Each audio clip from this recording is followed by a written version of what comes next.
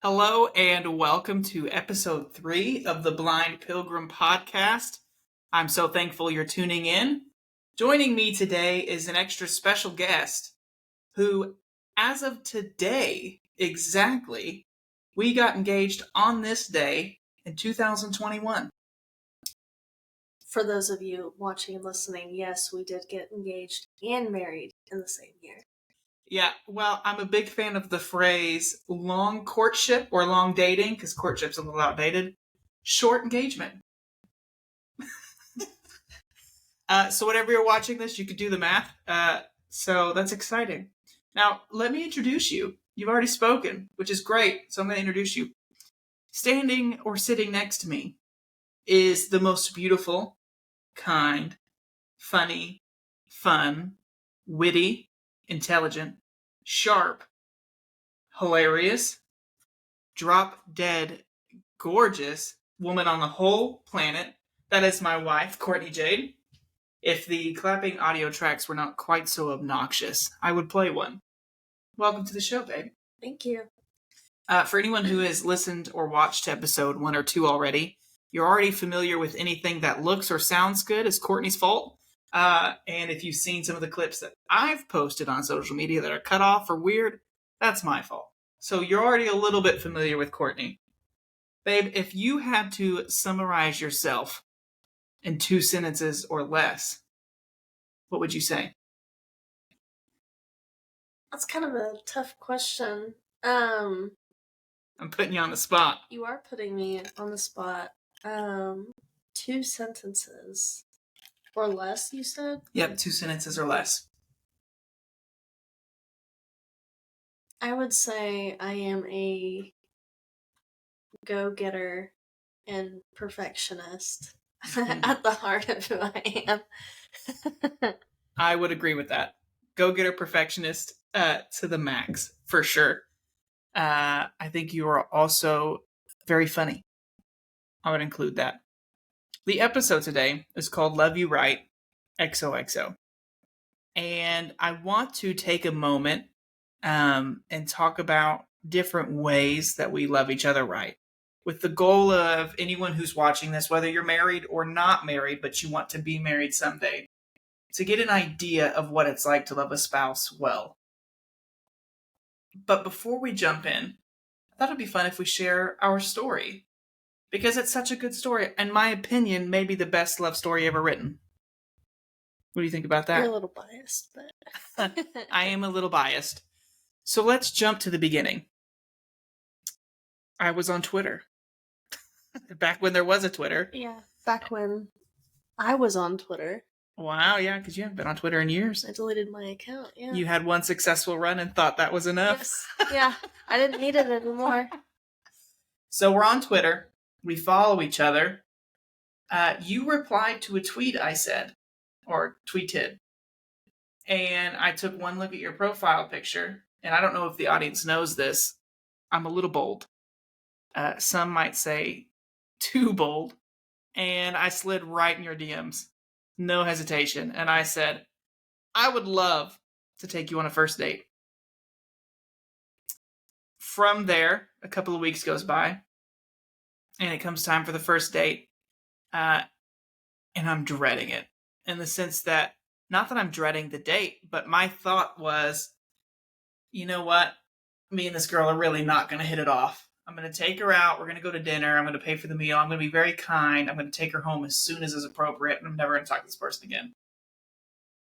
Clearly, I was unsuccessful. But I'd love to know what you were thinking. Yeah, show the ring for the viewers. I'd love to know what you were thinking leading up to that first date. I thought very similar, actually. So I figured that we were going to be too different. And you weren't going to be my type. Oof. My track record was very different than you, so I just kind of assumed that it was going to be a really nice and casual date, and then we would just kind of cease to exist to each other in our minds and go our separate ways. But it didn't quite go as planned. I show up to take you out on said first date. And I didn't actually talk to you right away. Yeah. So, in my impression, everything went so smoothly. Guys, let me tell you, if you are a guy taking a girl out on a first date, there is hope for you, because I go to the wrong door and I knock and I hear laughter inside from a bunch of voices, which is like an immediate flag on the play. Like, hold up, how many people are here right now? And then you come around the corner, first time to my knowledge that I've seen you in person, and you say, "We don't use that door, come around this way." And you walked around the corner. And you didn't even wait for me, and I was like, oh gosh. And so I walk all the way around the house to the side door by the garage. And we walk inside, and there's a line of people. Who was I about to meet? You were meeting my grandparents, my godparents, my parents, just and my cat. And your hairless cat? Our hairless cat now. Our hairless cat. Yeah, they had found out that I was going on a first date, and instead of them all venturing home, they decided to hang out and see who the lucky or unlucky fellow was that was taking me out on a date. Oh, that's so funny. So I meet all of them. I meet your cat. I walk you out to my vehicle. At that point in time, when you saw my vehicle, what were you thinking? You were in that little purple Toyota Highlander. Yeah, that little mom car. It was a grandma car. Yeah. I had bought it from my grandfather. Yeah, but I didn't have that context yet. So for sure. I walk outside and I'm like, what is this? Like, who knowingly picks this vehicle out? As a 20-something-year-old single guy, yeah, running around. It's a great vehicle for multiple people, for family members, for families, for people who are a little more established in life. But I'm thinking like a single guy with disposable income, or I consider at this time disposable income, like probably could really get whatever. And it's this little purple Highlander. Mm-hmm. It's in really good condition, but it just kind of. I remember we got in and it also smelled like a grandma's car too. Yep, it sure did. So we go on a first date, which was a lot of fun, I think. And at the end of the first date, I mean, what was supposed to be dinner turned into walking around the gathering place in Tulsa, Oklahoma, turned into bowling, turned into dinner, turned into dessert, turned into driving around country roads until like 2 a.m. And I dropped you off and I drove home.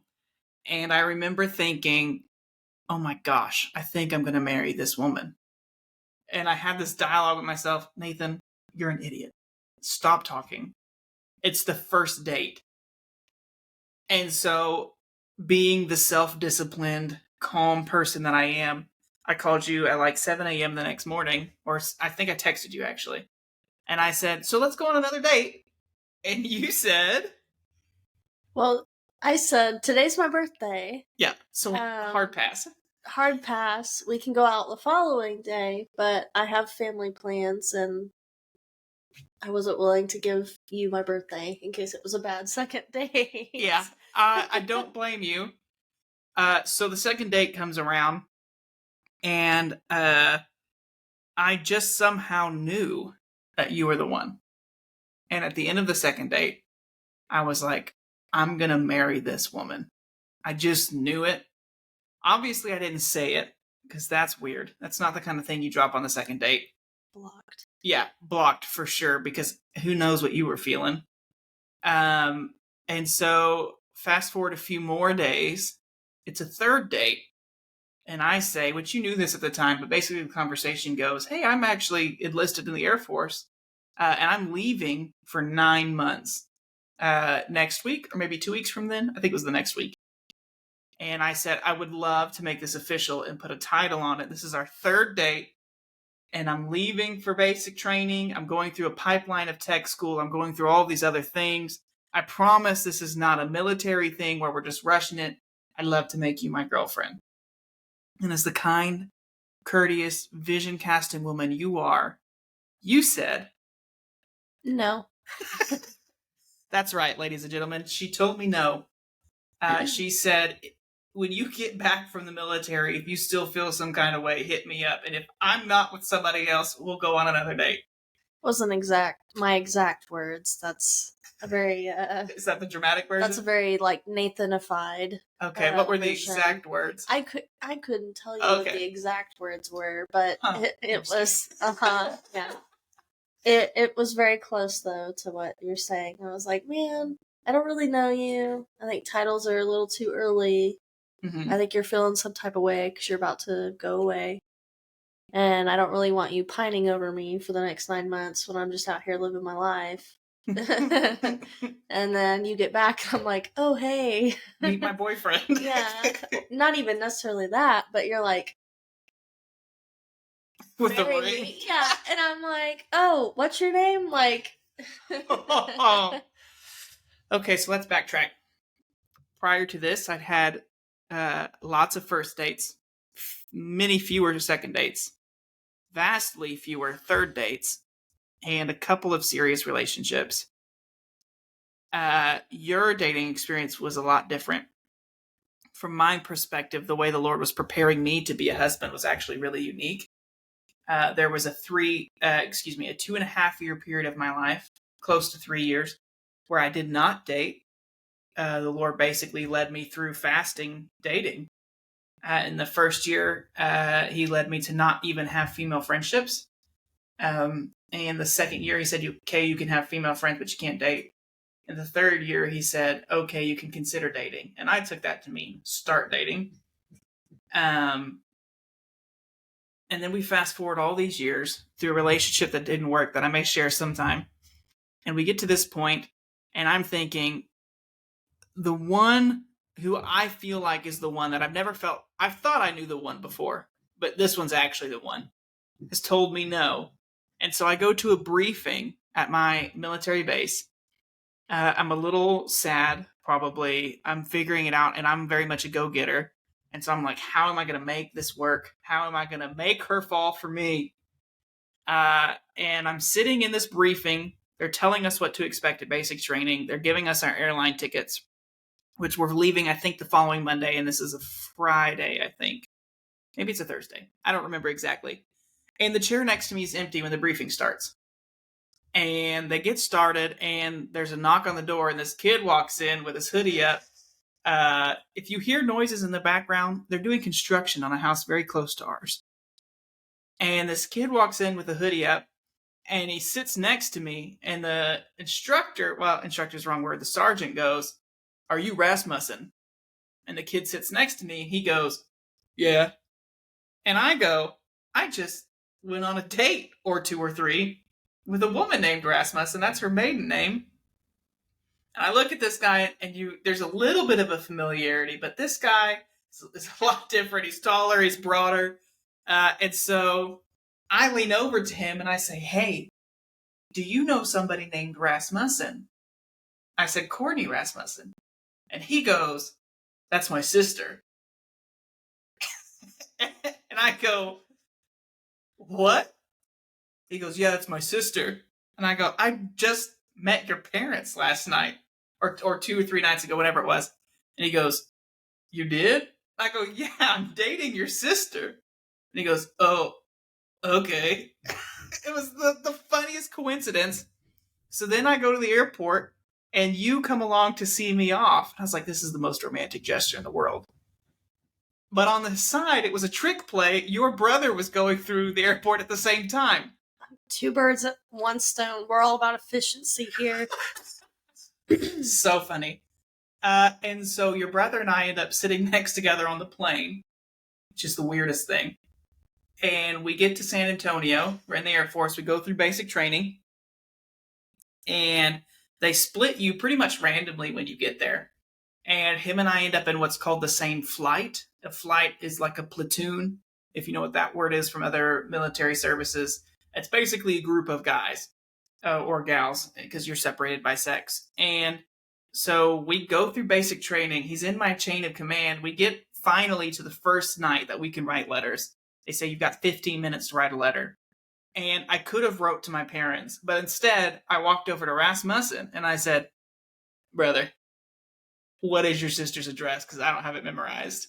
And he said, oh, it's fill in the blank here. And I said, okay, great. And so I sent a letter in the mail to the love of my life, who I did not use that word in any way. I tried to play it real smooth. I don't know if it came across smooth. So you got a letter in the mail from this guy, somehow, some way. Yes, I was very surprised to get a handwritten letter from you, but I wrote you back, so...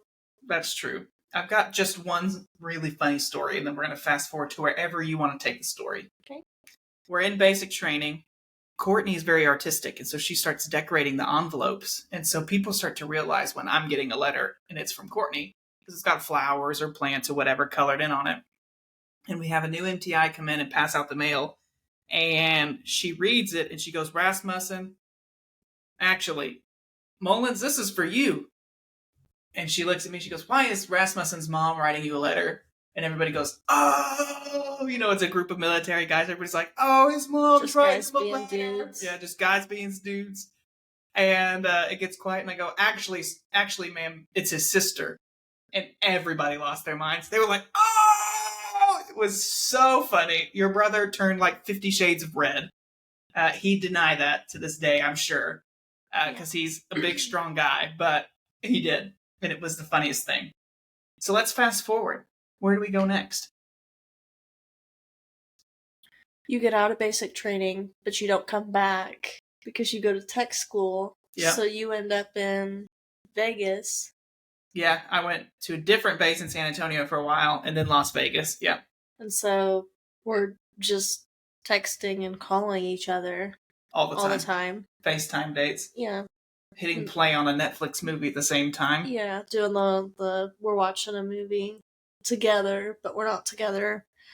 All that stuff. At some point, I don't really remember where, but at some point we did we did put a label on it. And I don't know if that was before. It was Vegas, right before Las Vegas. After Vegas? It was right before Las Vegas. So we were long distance dating through the mail for 4 or 5 months. And then, well, that's a bit of an exaggeration. It was more like 2 months through the mail. And then it was video texting, all that stuff. We still have all the letters. It's very romantic. I'm sure if somebody was listening right now. Hallmark movie. It's the whole thing. And then one day, would you like to tell about the first time the L word was used? We're on the phone. I don't remember what sparked this conversation, but... I sparked this conversation because I didn't want us to rush. And you were so adamant about how we wouldn't use big words and affectionate words because we weren't in a hurry and we should take time to continue to blossom and grow our relationship. And I was like, yeah, that makes total sense. Totally cool. You don't have to worry about me. We're cool. We're on the same page. And you kind of continue to really emphasize we're not saying the L word. We're not saying the L word. Nothing like that. And I'm like, yeah, I'm cool with that. We're on the same page. And you had to go run off somewhere. And you were like, okay, well, I gotta go. I've gotta go do, whatever I have to go do. And you're like, love you, bye. And you go, oh. And then it's just followed by 10 seconds of really awkward silence. And then you just hang up the phone. And of course I'm on the other side of the phone. And at this point I'm laughing because I'm like, he couldn't play it cool. Couldn't even play that one off or nothing. The moment, okay, love you, bye. I knew it. All of a sudden on the inside, it's like, oh, you said the thing you were just saying we can't say. Yeah. Simp. So then I'm in Vegas. I buy, you have no idea. No idea. I order a custom ring that's ethically mined because I had subtly pulled that information out of you. So I have a seal from whichever government it is that it's ethically mined. Canadian government. Right. It's ethically mined diamond. It's custom made. It's the only ring like it in the world. I had it handmade.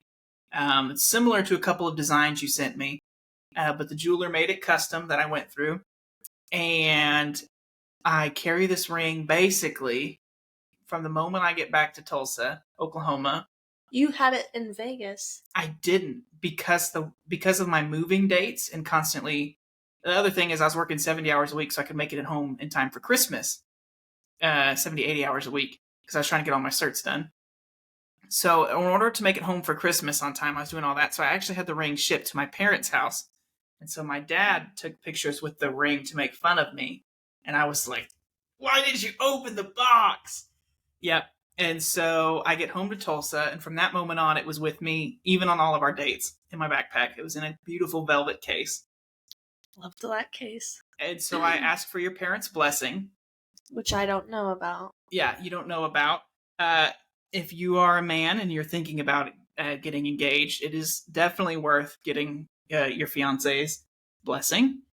That's part of loving a spouse, right? There's all these little tidbits that we may dive into, we may not.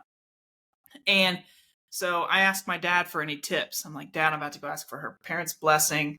What are any tips? He said, it's tradition to ask her father. Don't try to ask mom first, ask the dad. I was like, are you sure? And he goes, yeah, that's how tradition does it. Go ask her dad. Because it's a dad thing. And I go, okay, great. So I go over there and they're gardening. I start carrying bags of soil. I'm helping them out. I'm sweating profusely. It hopefully looks like it's because it's hot outside. And then I say, well, I got a question for you. And he stops. He puts his shovel down. Retired lieutenant colonel. Stands up to his full height. He's taller than I am. And he goes, what's your question? He's got his, big shades on. And I said, well, I love your daughter. And I want to give her the best life that I possibly can. And I was wondering if I could have your blessing to marry her. And he said some kind things. And then he said, we're not losing a daughter. We're gaining a son. I gave you my blessing. But aren't you going to ask her mom? And I go, yeah, of course. And so then I go over to your mom and I give the same spiel. And she goes, okay, I'll give you my blessing. Are you sure you don't want to wait longer? And I was like, I'm sure. She goes, okay, I'll give you my blessing. And I said, do you guys want to see the ring? I brought it with me. What? I'll let you finish. Go ahead. Okay. And so I show her the ring, and your mom goes, what would you have done if I said no? And I go, wait 6 months and ask again. She just so tickled by that. And so then it was up to plan the engagement, but your parents and I have a similar sense of humor. And so we played it like I didn't get their blessing. And so every time I took you out on a date. Not like you didn't get the blessing, you just had never asked. And so I didn't even really know any of this, except you just kept making subtle comments like, I don't know if your parents like me. It was not. I can't ask yet because they don't like me. I had no concept in my mind that you had bought a ring, asked them, been working in the background the entire time. I just thought we were still at the stage where we're like, I don't know if your parents like me. And then of course my parents are like, I don't know if I like Nathan. And of course I'm like, oh, okay. That's fine. We'll just keep trucking along. So then I have finally all the pieces in place. I reserve a rooftop in downtown Tulsa. I hire an expensive photographer. I plan restaurant reservations. And I get you to say yes to this extravagant night out. And I tell you, get a nice dress, put it on, because you had some nice dresses already. Put it on, and we'll go out. And you were not suspicious at all. In fact, you were so unsuspicious that you canceled the date. How soon before? Like 2 hours? Yeah, a couple hours before. I've never met a woman who's worked so hard to cancel her own engagement. I know, So 2 hours before the date? You were working hard, but I was working harder. That's true. 2 hours before the date, she cancels it because finals are in a couple of weeks. And you Not even a couple of weeks. I think I was like about to roll right into the first time you canceled our engagement. It was like a week or two before. first time. And you're like, I've got to study for my finals. I was like, okay, great. So I call a photographer. I call the place we booked. And the place we booked said, okay, we'll scoot you out. Pick a new date. So I picked a new date. The photographer said, we'll reschedule. Your mom said, that girl, because I told her it wasn't happening. And my parents were like, are you sure she's into you? I was like, guys, I promise it's going to work out. So then the second one rolls around and you said, I'm too tired. I was like, for real? But I can't be too mad about it because it's a surprise. And so I call the photographer and the photographer says, okay, you can rebook me one final time. Otherwise, we're going to have to call it quits and I'm going to keep the deposit. And the place said, okay, we can't take you again. So book somewhere else. So I booked another place, set new dinner reservations, did the whole thing. It was canceled. So then the third time comes around. Not by me, though. I'm getting there. The third time comes around, and I call to confirm the reservations. At this point, like, I'm fed up. I called to confirm the reservations, and the venue said, actually, we double booked. We're giving it to the other people. Find a new place. The photographer said, I can't make this one. I'm keeping the deposit. And so it's the day before we're supposed to get engaged. I don't have a photographer. I don't have a place. And you seem to be on the fence about the date. So I scramble. I spend extra money to get a photographer that's going to show up. I find a venue. The photographer actually helped me find the venue. It's another rooftop in downtown Tulsa. And I get your parents on board. And then you say that morning, I don't want to go. Yeah, I'm tired. I'm tired. I finally finished my semester. I just want to sleep. I'm tired of this, Grandpa. I haven't had a day off because I'm also working. I'm in school. Working full time. Yeah, because I'm a manager. Yep. So I'm like, I haven't had a day off, and you're like, all I want to do is lay on the couch and watch TV. Come over and watch TV with me. Yeah, I'm like, come watch a movie. Come over. Like, I just don't want to physically go anywhere. And so I call your mom, and I may have texted her. I may not have called her. I don't remember. And I was like, your daughter is refusing to come out on the date. And she'll go to dinner, but she won't do anything else with me tonight. And she's not getting dressed up. So how did it feel for your mom? She comes over to you. Well, we had actually, I think we were bickering a little bit at this point. Yes, we were bickering because I was a little frustrated. And you had said, well, I have reservations. I can't get the money back. Yep. And I have this thing planned. At this point, I'm starting to question the whole thing. And I'm like, well, why did you put money down on it? Why do nice things for me? Like, come on now. You're like, I'm the most easy person. I'm like, dude, we could have went up to Taco Bell. I don't know why you made reservations. And so at that point, I was getting ready. Like, I had showered. Okay. I was doing my makeup. Okay. But I was in, like, jeans and a t-shirt. Okay. And my mom walks in and she goes, well, what are you guys doing tonight? And so I'm like, well, I don't really know, but Nathan says it's a nice restaurant. He made reservations, can't get the money back. I don't really know what that means, but it's a nice place. And she's like, are you sure that's what you want to wear? And my mother's never really ever given me feedback on what I choose to wear. So I'm like, what do you mean? And she's like, well, it's a nice dinner. Don't you think you want to wear a dress? And I'm like, why would I wear a dress when I can wear, like, something I'm more comfortable in? Because I didn't have, like, a nice formal dress. I had a bunch of casual dresses for the season we were in at this point. Because it was getting warm. Yeah. So it was April 25th? Yeah. The perfect day. It's not too hot, it's not too cold. Yeah, because I had a bunch of nice winter dresses, but no real, like, nice summer dresses. And she's like, Courtney, Jade, put a dress on.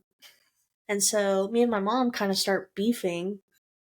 Because I'm like, I know, yeah, because I'm like, well, and you're my op too. It's like, you and her against me. Because I'm like, what do you mean you're going to tell me what to wear? He's mad at me because I don't want to go do this. Like, but I'm perfectly content to do something that costs less money. Like, so we start kind of doing this whole thing, but I still put a dress on. I still get ready. And then I pick you up. You won't talk to me. Yeah, I'm sitting like this in the corner because I'm mad at you. So at that moment, I kind of had to decide, do I love this woman? No, I'm just kidding. It was a little stressful for me. And so then we go to a sushi place because you love sushi. Love sushi. And this is our appetizer. And so we go to get the appetizer. When I sit down on the stool to eat the sushi, because it's on a high bar stool, I sit down and the ring case breaks. It makes an audible sound in my pocket. And I go, ooh.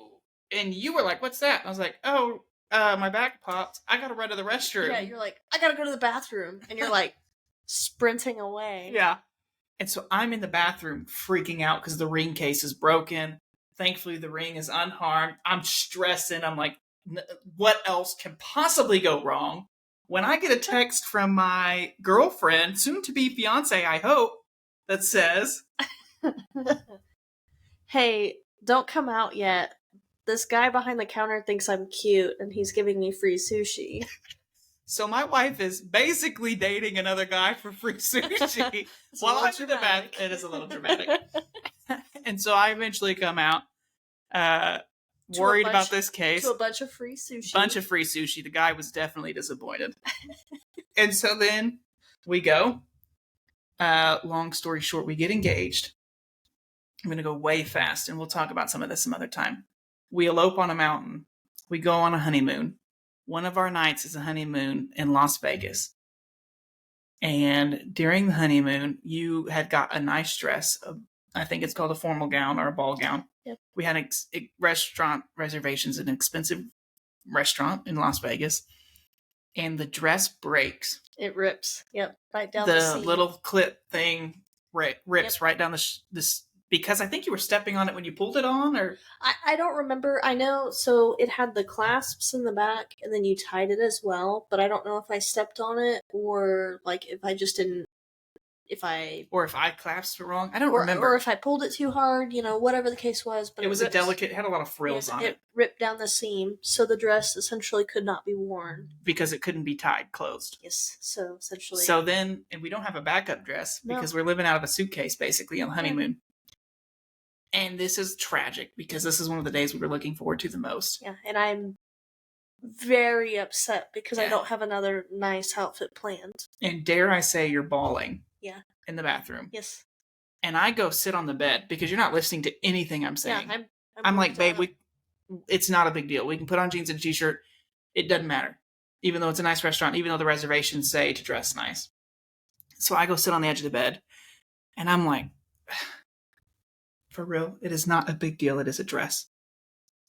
And in that moment, and this is kind of the point, I had a choice. And I feel like God was with me in that moment. And he prompted my heart and said, what kind of husband are you going to be in your marriage?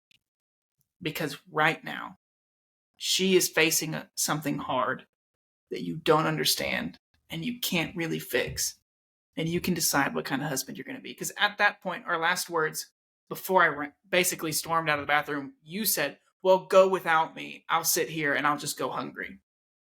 And I'm a very illogical person. And you're very much a feeler. Yep.